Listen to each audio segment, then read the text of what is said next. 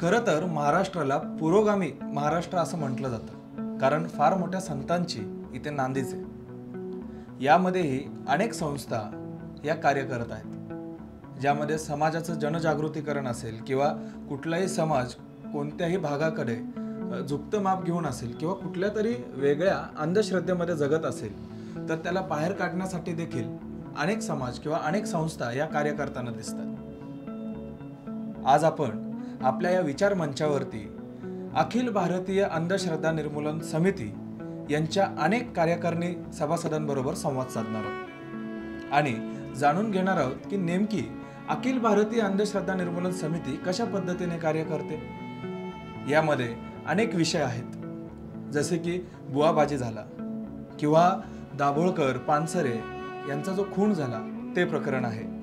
त्यानंतर अशा अनेक प्रात्यक्षिकं ज्या आजकालच्या समाजाला बुलवून त्यांना त्या अंधश्रद्धेचा बळी पाडण्यात येतो त्याची प्रात्यक्षिकं, अशा अनेक विविध विषयांवरती अनेक वेगवेगळ्या प्रश्नांवरती समस्यांवरती आपण आज संवाद साधणार आहोत आणि आपल्या येणाऱ्या या पूर्ण आठवडाभर असेल किंवा महिनाभर असेल या कार्यकारिणी सभासदांबरोबर त्यांचे विचार त्यांची भूमिका ही स्पष्टपणे जाणून घेणार आहोत। मुळात 1982 साली अंधश्रद्धा निर्मूलन समितीची स्थापना ही नागपूरमध्ये डॉक्टर श्याम मानव यांच्या नेतृत्वाने झाली आणि त्यानंतर ती इतकी फोफावत गेली की आज आपण पाहतो की अंधश्रद्धा निर्मूलन समिती कशा पद्धतीने कार्य करते।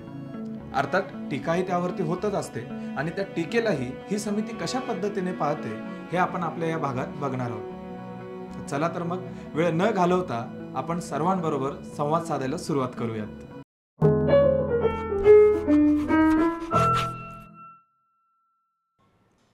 नमस्कार प्रेक्षक हो, अनकट संवाद मंचावरती अनेक राजकीय, सामाजिक, उपेक्षित, दुर्लक्षित, वास्तविकरित्या ग्राउंडवरती काम जाऊन करणारे अनेक असे व्यक्तिमत्व आहेत ज्यांच्याबरोबर आपण संवाद साधतो आणि यामध्येच आपण बघितलंय की गेल्या अनेक भागांमध्ये आपण अखिल भारतीय अंधश्रद्धा निर्मूलन समिती यांच्या अनेक कार्यकारिणी विभागातील व्यक्तिमत्व त्यांच्याबरोबर संवाद साधलेला आणि आजही आपल्या या विचार मंचावरती राष्ट्रीय कार्य अध्यक्ष अर्थात अखिल भारतीय अंधश्रद्धा निर्मूलन समितीचे राष्ट्रीय कार्य अध्यक्ष सुरेश झुरमुरे सर आहेत, ज्यांच्या बरोबर आज आपण संवाद साधणार आहोत। सर नमस्कार।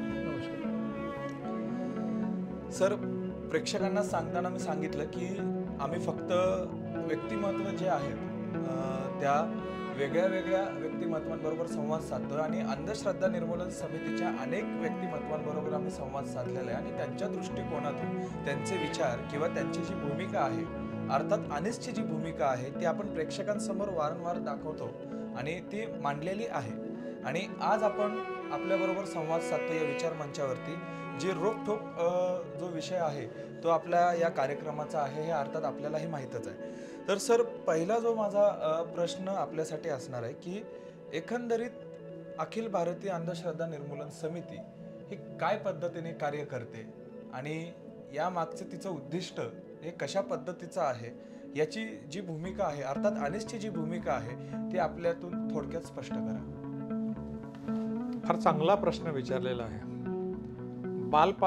बालमनापासून म्हणजे अगदी बालक असताना आपल्या मनावर झालेला संस्कार जो असतो आणि आपण जे काही आजूबाजूचे लोक असेल, आपली आजी असेल, आपले काका असेल, आपली मामी असेल, आपली आई असेल, शेजाऱ्या पाजाऱ्याकडून आपल्याला जे आपल्यावर संस्कार होतात त्यातून आपलं व्यक्तिमत्व घडत असतं। शारीरिक, मानसिक आणि आर्थिक हानीतून आपण जगलो पाहिजे, वाचलो पाहिजे खऱ्या अर्थानं आणि आपलं सुंदर व्यक्तिमत्व घडलं पाहिजे। हे काम खऱ्या अर्थानं संतांचं काम आहे, समाजसुधारकांचं काम आहे। जी संतांची कडी आहे या देशात, या महाराष्ट्रामध्ये, मग ते संत ज्ञानेश्वर असेल, संत नामदेव असेल, तुकाराम महाराज असेल, संत तुकडोजी महाराज असेल, या संतांच्या परंपरेसोबतच समाजसुधारकांची परंपरा या महाराष्ट्राला लाभलेली आहे, देशाला लाभलेली आहे। त्यामध्ये आपले महात्मा ज्योतिबा फुले आहे, सावित्रीबाई फुले आहे, शाहू महाराज आहे, डॉक्टर बाबासाहेब आंबेडकर आहेत। हे जे संत आहेत आणि समाजसुधारक आहेत यांनी या समाजाला 2 पावलं पुढे नेण्यासाठी, कर्मकांड, अंधश्रद्धा यातून बाहेर काढण्यासाठी सातत्याने प्रयत्न केलेले आहेत आणि त्याचंच काम खऱ्या अर्थानं संत आणि समाजसुधारकांचं काम पुढे नेण्यासाठी ही चळवळ 1982 पासून म्हणजे गेल्या 40 वर्षापासून प्राध्यापक श्याम मानव यांच्या नेतृत्वात सातत्याने काम करत आहे आणि आम्ही सुद्धा याच पद्धतीने, मग मी कदाचित 35 वर्ष झाले असेल, 40 वर्षाची चळवळ, मी 35 वर्षापासून या चळवळीशी जुळलेला आहो आणि या चळवळीचं काम पुढे नेण्याचं एक वैज्ञानिक दृष्टिकोन समाजात रुजवणं, वैज्ञानिक दृष्टिकोन समाज रुजवणं आणि हे संविधानिक मूल्य स्वातंत्र्य, समता, बंधुता मानणारा समाज, स्वीकारणारा समाज, विवेकवादी समाज निर्माण करण्याचं काम सातत्याने या चळवळीच्या माध्यमातून होते आहे आणि हे आपण काम करतो आहोत. अनेक कार्यकर्ते या महाराष्ट्रातले नव्हे या देशातले अनेक लोक जुळल्या गेलेले आहेत आणि ते काम सातत्यानं सुरू आहे. खरं तर ज्या पद्धतीने आपण म्हणतो की सातत्याने काम चालू आहे, पण यामध्ये एक भाग जर बघितला तर तो आवर्जून असा दिसतो की अंधश्रद्धा निर्मूलन समिती ही हिंदू विरोधी समिती आहे अशी टीका केली जाते किंवा तुमचं जे कार्य आहे ते त्या विरोधातलंच आहे असं वारंवार म्हटलं जातं. तर या दृष्टिकोनाकडे अंधश्रद्धा निर्मूलन समिती कशा पद्धतीने पाहते? अतिशय महत्त्वाचा प्रश्न विचारला.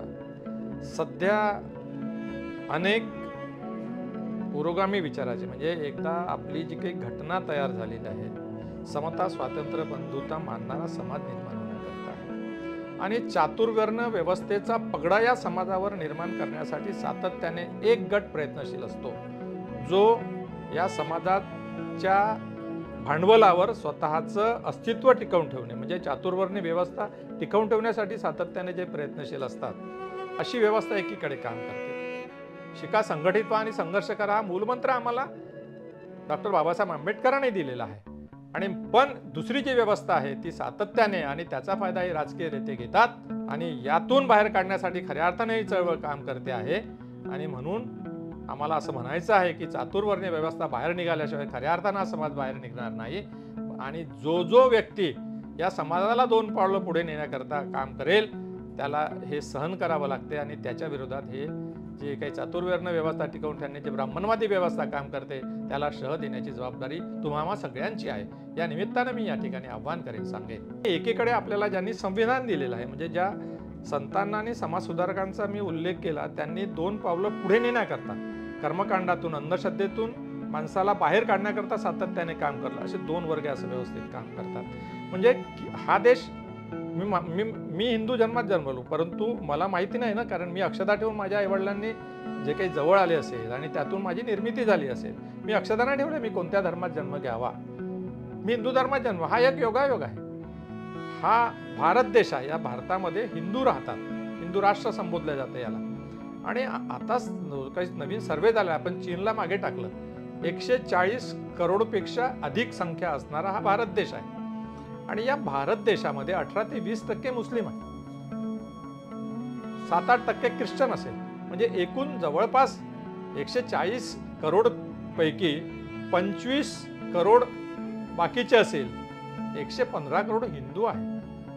आणि या हिंदूंना उजागर करण्यासाठी, या हिंदूंना जागा करण्यासाठी जर ही चळवळ काम करत असेल, नुकतंच मी मुद्दाम तुम्हाला एक उदाहरण देईन.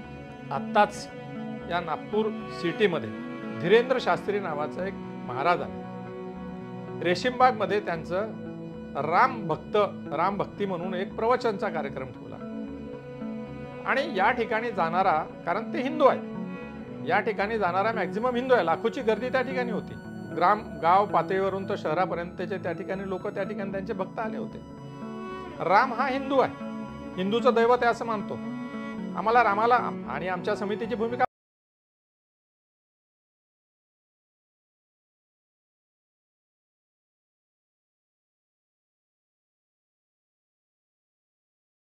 करते. डॉक्टर बाबासाहेब आंबेडकरांनी संविधानामध्ये पूजा अर्चेला स्वातंत्र्य दिलेलं आहे, धर्म स्वातंत्र्य दिलेलं आहे, दोन्ही स्वातंत्र्य आपल्याला आहे. ते अबाधित ठेवून ही चळवळ काम करते आहे गेल्या 40 वर्षापासून. पण ह्या धीरेंद्र शास्त्रींनी या प्रवचनाच्या म्हणजे राम भक्तीच्या प्रवचनाच्या नावावर प्रेत दरबार आणि दिव्य दरबार भरवला आणि या दिव्य दरबारामध्ये स्वतःमध्ये दैवी शक्ती आहे म्हणून अनेक आजारग्रस्त लोक या ठिकाणी यायचे, अनेक समस्या घेऊन यायचे आणि त्या ठिकाणी हा त्यांच्यामध्ये काय आहे, त्यांना कोणती बिमारी आहे हे सांगायचा. एवढंच नव्हे तर त्यांच्या घरी कोणती अलमारी आहे, त्या अलमारीत कोणता कपडा ठेवलेला आहे हे सांगायचा. म्हणजे त्यामध्ये इतकी दैवी शक्ती प्राप्त झाली होती का दुसऱ्याच्या मनातलं, दुसऱ्याच्या घरातलं हजारो किलोमीटर, शेकडो किलोमीटर दूरचं तो जाणायचा आणि लोकांचं शोषण करायचा. आणि जर मी हिंदू असेल आणि मी हिंदू, माझं घर स्वच्छ पहिले करायचं की दुसऱ्याचं घर स्वच्छ करायचं? अनेक आमच्या वक्त्यांच्या मुखातून ते आलेलं आहे की आम्ही अनेक हिंदू आणि ख्रिश्चन लोकांचा देखील भंडाफोड केलेला आहे, त्यांचेही पोलखोल केलेलं आहे. म्हणजे अंधश्रद्धा निर्मूलन करत असताना तिथे जातीभेद धर्मभेद नसतो हे आवर्जून सांगायचं आहे या ठिकाणी. ऐतिहासिक वारसा लाभलेला मराठ मुलूक महाराष्ट्र. या महाराष्ट्राला विविध रंगी छटा आहेत. साहित्य, कला, पर्यटन, नृत्य, भाषा, संत परंपरा अशा विविधतेने तो नटलेला आहे. हीच गौरवशाली विविधता जपत स्वरंग मराठी केवळ महाराष्ट्राच्या सांस्कृतिक संहितेपुरते मर्यादित न राहता समकालीन नवकल्पनांवर आधारित कार्यक्रमांद्वारे मराठी मनोरंजन विश्वात स्वतःची एक अनोखी जागा निर्माण करत आहेत. मराठी मनोरंजन क्षेत्रातील उत्तम दिग्दर्शक, लेखक आणि निर्मात्यांच्या प्रतिभेचा पुरेपूर वापर करून मनोरंजनाचा आगळा वेगळा रंग उधळण्यास आम्ही सज्ज आहोत. स्वरंग मराठीचे उद्दिष्ट मराठी मनोरंजन क्षेत्रामध्ये मनोरंजनाची वहिवाट सोडून, रूढीवादी पद्धती तोडून मनोरंजनाचा समृद्ध अनुभव प्रदान करून देण्याचा आहे. म्हणूनच यात विविध पद्धतीचे मनोरंजक आणि माहितीपूर्ण कार्यक्रम स्वरंग मराठीवर बघता येतील. शेवटी एकच, धकाधकीच्या जीवनात धांगडधिंगा करण्यापेक्षा बसूया, हसूया, गाऊया, जगूया. नाती गोती श्रावण मोती गावामधले जीवंत रंग. नाती गोती श्रावण मोती गावामधले जीवंत रंग. चला जोडूया, चला पाहूया, जशी संस्कृती तसा स्वरंग. सर, आपण थोडं कायद्याकडे येऊयात. कारण जादूटोणा विरोधी कायदा 2013ला जो मंजूर झाला, त्यामागची नेमकी भूमिका आणि त्यामागे काय प्रोसिजर जे आहे ती कशा पद्धतीने झाली? छान प्रश्न.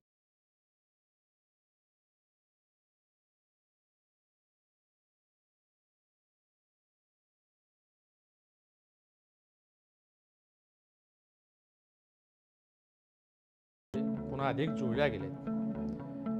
या महाराष्ट्रात नव्हे, अख्ख्या देशामध्ये या चळवळीचं काम आहे. म्हणजे चांद्यापासून बांद्यापर्यंत तर आहे महाराष्ट्रात, पण अनेक राज्यांमध्ये, सुरुवातीला आम्ही 7-8 राज्यांमध्ये, लगतच्या राज्यांमध्ये काम करायचो, पण आता आम्ही देश पातळीवर पोहोचलो. याही पुढे जाऊन विदेशात सुद्धा पोहोचली आहे ही चळवळ. कारण अनेक यूट्यूबच्या माध्यमातून अनेक जवळपास 3,500 व्याख्यानं श्याम मानवांनी यूट्यूबच्या माध्यमातून दिलेले आहे. म्हणजे अचानक असं म्हणेल मी या निमित्ताने, मध्ये जो काही कोरोनाचा प्रादुर्भाव या देशामध्ये आला, या जगात आला, हे देश थांबलं, एकमेकांशी संवाद आपला हे थांबला, पण संवाद थांबला नाही.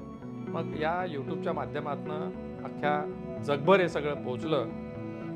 प्रश्न असा आहे की या निमित्तानं एक कायदा व्हावा. म्हणजे ही चळवळ काम करत असताना अनेक अडचणी यायच्या. म्हणजे काही बुवा बाबा, मांत्रिक तांत्रिक या समाजामध्ये शोषण करण्याची प्रवृत्ती जी काही होती, यांच्यावर कुठेतरी वचक बसला पाहिजे. म्हणजे बुवा बाबांनाचा भंडाफोड झाला म्हणजे आमचं काम संपलं नाही. सातत्याने प्रबोधन करत राहणं, बुवा बाबांकडे जाऊ नये, हा मार्ग लोकांपर्यंत पोहोचवणं, ही दिशा पोहोचवणं, दिशा देणं, हे समितीचं खरं काम आहे. म्हणजे प्रबोधनाच्या माध्यमातून जागं करणं लोकांना. हे काम करत असताना बुवा बाबा मांत्रिकांवर वचक निर्माण झाली पाहिजे, यासाठी कुठेतरी एक सशक्त कायदा असला पाहिजे, असं चळवळीची धारणा होती. आणि हे स्वाभाविक आहे, कारण आमच्याजवळ drug and magic remedies act हा एक कायदा होता. तो केंद्राचा कायदा, 1954चा कायदा आहे. म्हणजे अनेक बुवा बाबांना, तांत्रिक मांत्रिकांना कारवाई करायचा आमच्याजवळ सशक्त कायदा नव्हता. आणि हा कायदा पुरेसा कायदा नव्हता, कारण ज्याच्याजवळ डिग्री नसेल, कुठलीही वैद्यकीय शास्त्राची डिग्री नसेल, पण तो उपचार करत असेल, चमत्कारिक उपचार करत असेल, हा कायद्याने गुन्हा आहे या कायद्याअंतर्गत, drug and magic remedies act. आणि म्हणून आमचं असं म्हणणं होतं की एक सशक्त कायदा झाला पाहिजे. सातत्याने आम्ही प्रयत्न करत होतो. तुम्हाला चांगलं माहीत आहे की नरेंद्र दाभोळकरांचा खून झाला. ते आमची चळवळ ही 1982 पासून काम करत आहे. ते आमच्यासोबत 87ला जुळले. 2 वर्ष आमच्यासोबत नरेंद्र दाभोळकरांनी काम केलं आणि वेगळी चळवळ त्यांनी स्थापन केली 87 ते 89ला त्यांनी वेगळी महाराष्ट्र अंधश्रद्धा निर्मूलन स्थापन केली. त्यांचंही काम हेच होतं. आम्ही एकमेकांच्या कामामध्ये कधी दखल देत नव्हतो आणि म्हणून दाभोळकर काम करत असताना त्यांनाही असं वाटत होतं हा कायदा झाला पाहिजे. म्हणून हा कायदा होण्यासाठी दोन्हीकडून प्रयत्न झाले. श्याम मानवान म्हणजे अखिल भारतीय अंधश्रद्धा निर्मूलन समिती आणि दाभोळकरांची समिती महाराष्ट्र. दाभोळकरांचा 2013ला खून झाला. तो खून झाल्यानंतर ही मागणी सातत्याने कायदा व्हावा म्हणून रेटल्या जात होती आणि हा कायदा झाला पाहिजे म्हणून कायदा हा सर्वसंमतीने व्हावा हा आमचा सातत्याने प्रयत्न होता अखिल भारतीय अंधश्रद्धा. आणि यासाठी श्याम मानव आणि त्यांची टीम आम्ही सातत्याने प्रयत्न करत असताना सर्वसंमतीने होण्यासाठी मग ते विरोधी पक्ष असेल, राजकीय पक्ष महाराष्ट्रात किंवा सत्तारूढ पक्ष असेल, दोन्ही पक्षाच्या आमदारांच्या भेटी, मंत्र्यांच्या भेटी, विरोधी पक्ष नेत्यांच्या भेटी आम्ही घेतल्या. जवळपास 150 पेक्षा अधिक आमदारांच्या भेटी घेतल्या आणि त्यातून त्यांना समजावून सांगितला कायदा किती महत्त्वाचा आहे. म्हणजे एक हिंदुत्ववादी संघटना म्हणून शिवसेनेकडे पाहायला जात होतं, तर त्या काळामध्ये उद्धव ठाकरे साहेबांची सुद्धा भेट घेतली श्याम मानवाने, गडकरी साहेबांची भेट घेतली, देवेंद्र फडणवीसांची भेट, त्यावेळेस ते अध्यक्ष होते, त्यांची सुद्धा भेट घेतली. आणि अशा पद्धतीने या कायद्याचं एक प्रारूप तयार केलं गेलं. त्यावेळेसचे 2005ला पहिल्यांदा कायदा विधानसभेत संमत झाला, तो विधान परिषदेमध्ये तो नाकारला गेला, पुन्हा वापस आला तो कायदा. पण 2013ला दाभोळकरांचा खून झाल्यानंतर अध्यादेश जारी झाला, त्याच्यावर राज्यपालाची सही झाली. 13ला तो कायदा डिसेंबर महिन्यात दोन्ही विधानसभेत आणि विधान परिषदेमध्ये तो कायदा पास झाला. तो कायद्यामध्ये 12 अनुसूची आहे आणि तो कॉग्निजेबल ऑफेन्स अतिशय सशक्त कायदा आहे. आणि या कायद्याचं प्रारूप PB सावंत जे सुप्रीम कोर्टाचे न्यायाधीश होते आणि न्यायमूर्ती कोशे पाटील यांची सुंदर मदत झाली. म्हणजे कायदा बनवण्याच्या अनुषंगातून श्याम मानव स्वतः बसले आणि हा कायदा पास करून घेतला. हा कायदा पास झाला, सर्वसंमतीने पास झाला. हा कायदा राबवत असताना अतिशय परिश्रम सर्वांनी घेतले आणि सर्वांच्या मदतीने कायदा पास झाला. परंतु दुःखानं असं, खेदानी असं मनाचं वाटतं की हा कायदा राबवल्या जात नाही. 2013ला राष्ट्रवादी आणि काँग्रेसचं सरकार होतं आणि त्यावेळेस हा कायदा पास झाला. नंतर 14पासनं वेगळं सरकार आलं. हा कॉग्निजेबल ऑफेन्स आहे, दखलपात्र गुन्हा आहे. यामध्ये जास्तीत जास्त शिक्षा, कमीत कमी शिक्षा, म्हणजे दोन्ही शिक्षा आहेत. अनेक कायद्यामध्ये असं असते की एकच शिक्षा असते, पण यामध्ये 5,000 ते 50,000 ही शिक्षा आहे आणि 6 महिने ते 7 वर्ष जेल अशी शिक्षा आहे. म्हणजे हा कायदा फार सशक्त कायदा आहे. 12 अनुसूची आहेत. त्या अनुसूचीचं हे पत्रक सुद्धा, आम्ही हे पत्रक संपूर्ण महाराष्ट्रामध्ये हे पत्रकं वाटलेले आहेत. म्हणजे या महाराष्ट्रात जादूटोणा विरोधी कायदा राबवण्यासाठी सातत्याने प्रयत्न झाले. ऐतिहासिक वारसा लाभलेला मराठ मुलूक महाराष्ट्र. या महाराष्ट्राला विविध रंगी छटा आहेत. साहित्य, कला, पर्यटन, नृत्य, भाषा, संत परंपरा अशा विविधतेने तो नटलेला आहे. हीच गौरवशाली विविधता जपत सुवरंग मराठी केवळ महाराष्ट्राच्या सांस्कृतिक संहितेपुरते मर्यादित न राहता समकालीन नवकल्पनांवर आधारित कार्यक्रमांद्वारे मराठी मनोरंजन विश्वात स्वतःची एक अनोखी जागा निर्माण करत आहेत. मराठी मनोरंजन क्षेत्रातील उत्तम दिग्दर्शक, लेखक आणि निर्मात्यांच्या प्रतिभेचा पुरेपूर वापर करून मनोरंजनाचा आगळा वेगळा रंग उधळण्यास आम्ही सज्ज आहोत. स्वरंग मराठीचे उद्दिष्ट मराठी मनोरंजन क्षेत्रामध्ये मनोरंजनाची वहिवाट सोडून, रूढीवादी पद्धती तोडून मनोरंजनाचा समृद्ध अनुभव प्रदान करून देण्याचा आहे. म्हणूनच यात विविध पद्धतीचे मनोरंजक आणि माहितीपूर्ण कार्यक्रम स्वरंग मराठीवर बघता येतील. शेवटी एकच, धकाधकीच्या जीवनात धांगडधिंगा करण्यापेक्षा बसूया, हसूया, गाऊया, जगूया. नाती गोती श्रावण मोती गावामधले जिवंत रंग. नाती गोती श्रावण मोती गावामधले जिवंत रंग चला जोडूया, चला पाहूया, जशी संस्कृती तसा स्वरंग. कायदा जसा मंजूर झाला तर काही वेळ त्याची जी दखल होती ती घेण्यात आली आणि नंतर मात्र त्याला कुठेतरी बगल देण्यात आली असं आपल्याला वाटतंय का? यस, अतिशय महत्त्वाचा आहे. हा कायदा लोकांपर्यंत पोहोचला पाहिजे, समाजापर्यंत पोहोचला पाहिजे, सर्वात शेवटच्या माणसापर्यंत पोहोचला पाहिजे. कारण कुठलाही कायदा होत असताना कायदा राबवत असताना सर्वसामान्यावर अन्याय होऊ नये. कारण अनेकांचा विरोध झाला याला कायदा होत असताना.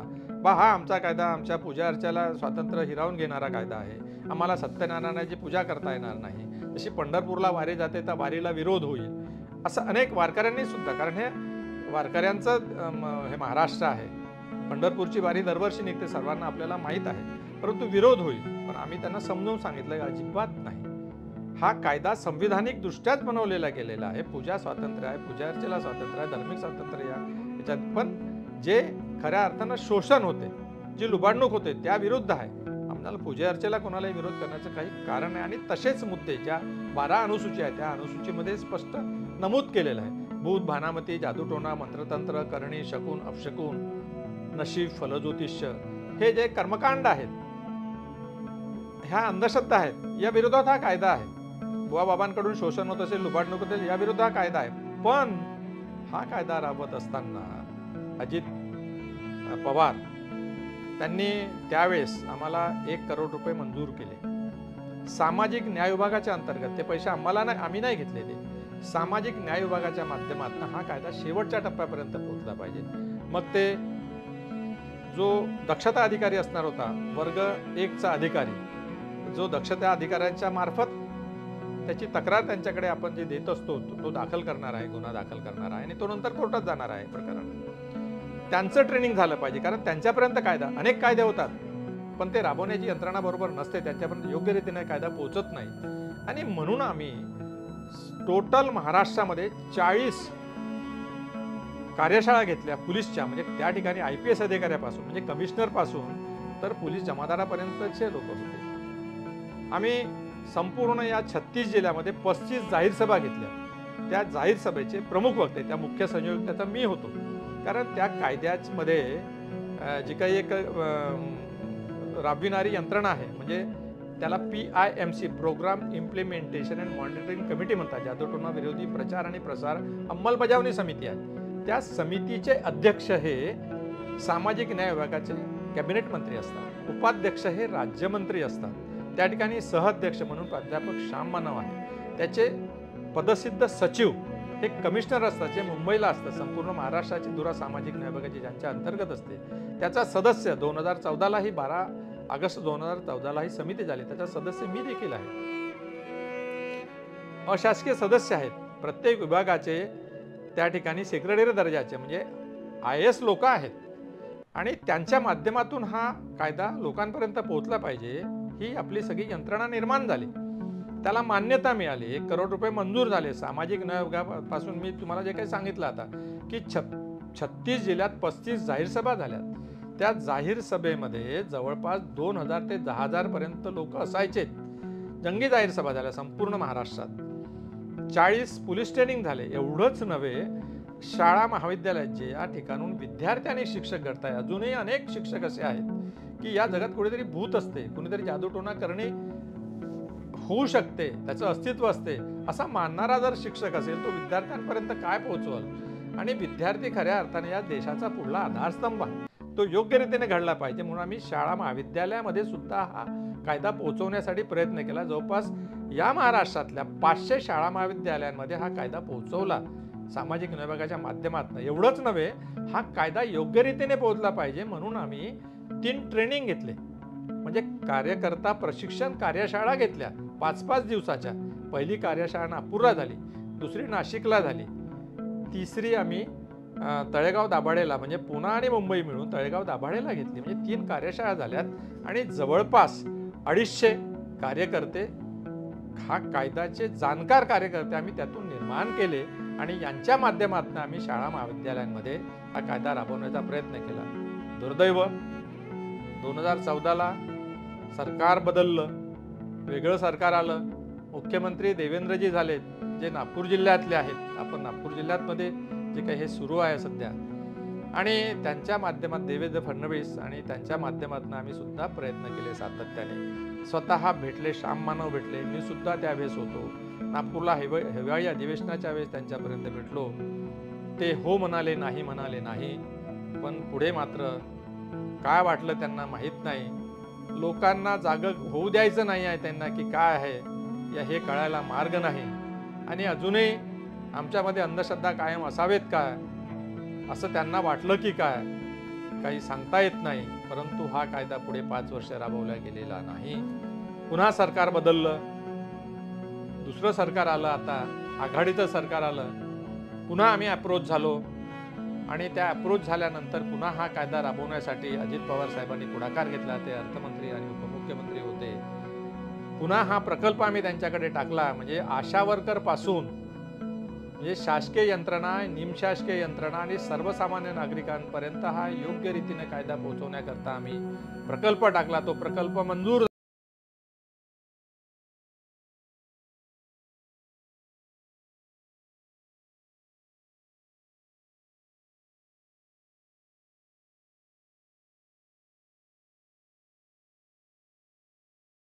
हे कायदा लोकांपर्यंत पोहोचवण्यासाठी. म्हणजे दुर्दैव म्हणावं लागेल या देशाचं, या महाराष्ट्राचं.